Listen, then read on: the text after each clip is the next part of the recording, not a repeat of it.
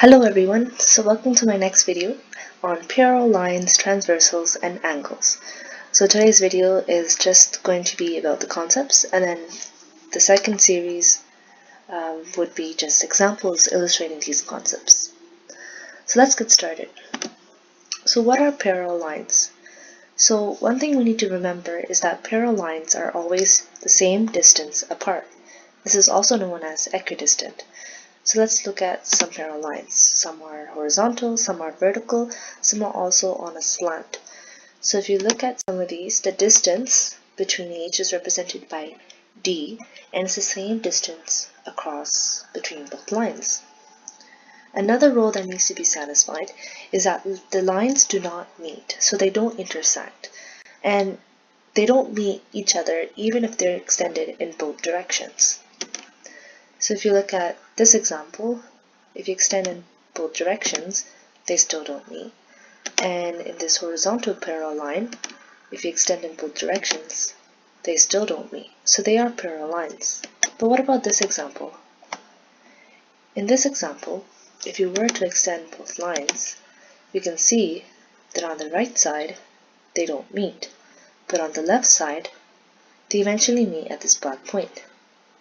So this is not a parallel line.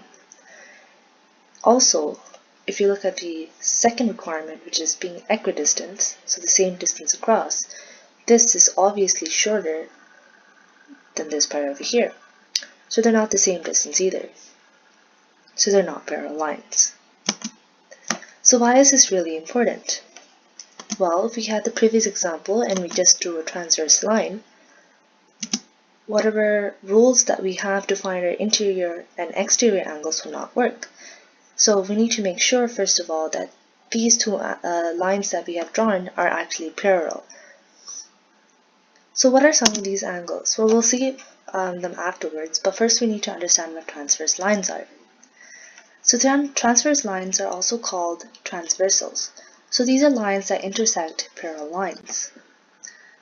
A special type of transverse lines are when the lines actually intersect to create a right angle. So this is 90 degrees.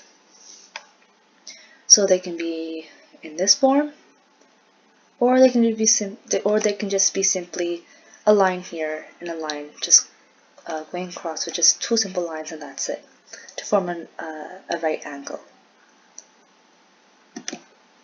So what are some of the angles that are covered in this lesson? So these are some of the angles that will be discussed in order. So let's move on. So what are complementary angles? These are two angles that add up to 90 degrees. So some angle A and some angle B add up together to equal 90. So a simple example here, we have 60 and we have 30. So these are the two angles that make up 90 degrees. The second type of angle that we're going to discuss today are supplementary angles. So these are two angles that add up to 180 degrees. So some angle A and some angle B will equal to 180. So another simple example, we have 120 degrees and 60 degrees, and they both will add up to 180 degrees. So sometimes people have a difficulty in establishing what is complementary and what is supplementary. So this is a very quick mnemonic to remember which is which. So for complementary starts with a C. So what I think of is corner. So C, corner, 90 degrees. Do you get the association? Well, hope this helps. The next one is supplementary. So supplementary, as for supplementary, so think about a straight line. So, and a straight line always equals to 180 degrees. So I hope this helps. So what are some examples of supplementary angles when transversals intersect a set of parallel lines? So when we have a diagram like this, and we want to identify the supplementary angles, let's just look along the parallel lines. So let's just look along this line here and this line here. So we can see that 1 and 2 are supplementary angles, 3 and 4 are supplementary angles, 5 and 6, and 7 and 8. But that's not all. We should also look along transverse lines. So they only have one here, which is this one. And if you notice, 1 and 3 are supplementary angles, 2 and 4, 5 and 7, and finally 6 and 8. So the next type of angles are corresponding angles. So these are two angles that lie in the same position on each parallel line when the transversal intersects. So if you look at this diagram here, people sometimes have a little bit of confusion. So I like to think it as separate lines to view and make it more easier. So I just made another diagram here that's the exact same as I presented before, except I'm going to kind of bridge the two. So now we can see that these two lines are actually able to overlap. They're exactly the same. If you actually overlap them, the angles will match. So if you notice the two lines, we can see that 1 and 5 are the same angle measures. These are congruent angles, so all corresponding angles are congruent angles, so they have the same angle measure. So 1 and 5 in this case would have the same degree measure. On the other hand, 2 and 6 would also be corresponding angles, 3 and 7, and 4 and 8. To help recognize corresponding angles, we tend to use the F shape. So I've kind of I drew a F shape that's just highlighted in yellow here, so you can follow along. So try to identify these shapes when you are doing practice problems.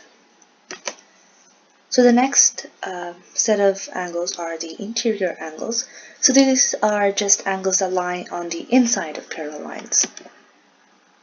So I'm just going to highlight the inside. So all the angles within these two or between these two lines are interior angles. So that's 3 and 4 and 5 and 6. And exterior angles are just angles that lie on the outside of parallel lines. So in this diagram, it's just 1 and 2 and 7 and 8. So what are some specific types of interior and exterior angles? So we have alternate interior angles. So these are just angles that lie on the inside of parallel lines on opposite sides of the transversal. Okay, so this seems like a big definition, but let's just break it down. So this is our diagram, okay? We want to focus on interior angles, so let's just make our exterior angles disappear for now. And so these are our 4 interior angles. And we want to focus on those that are on opposite sides of the transversal. So this is our transversal line. 3 and 6 be on opposite sides of the transversal. And I think you've noticed by now, we can recognize this with a Z shape. So that's highlighted in yellow. But that's not all. We can also draw another Z shape, but just a bit backwards. And what we notice from this is that 5 and 4 are also alternate interior angles. So alternate exterior angles. These are angles that lie on the outside of parallel lines on opposite sides of the transversal. So again, we're focusing on exterior angles. So forget about the interior ones. Draw a transversal line, and we're focusing on those that are on the opposite sides of the transversal. So 1 and 8, and 2 and 7. So again, these angles have the same exact measure.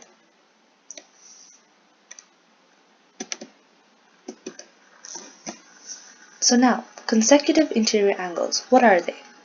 There are 2 interior angles lying on the same side of the transversal that intersects a set of parallel lines. So if you look at this diagram, we're looking at interior angles, so I'm just going to make the exterior angles disappear. And here's a transverse line.